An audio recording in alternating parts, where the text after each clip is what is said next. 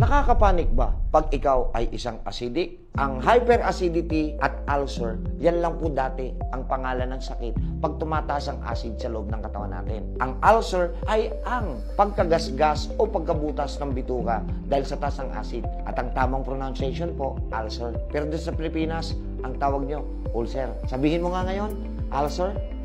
Hindi bagay. Balik tayo sa ulcer. Pero, nadagdagan ng pag-aaral, nadagdagan din po ang ating mga sakit. Dati, ang pangalan ng sakit ay hyperacidity at ulcer lang. Nadagdagan ng pag-aaral, pinanganak ang reflux disease. Pinanganak ang acid reflux, GERD o GERD, at syempre, ang heartburn. Pero yung mga yan, re-resetahan ka na ng antacid. May tuturo ako sa inyo. May natural remedy ba na pwedeng antacid?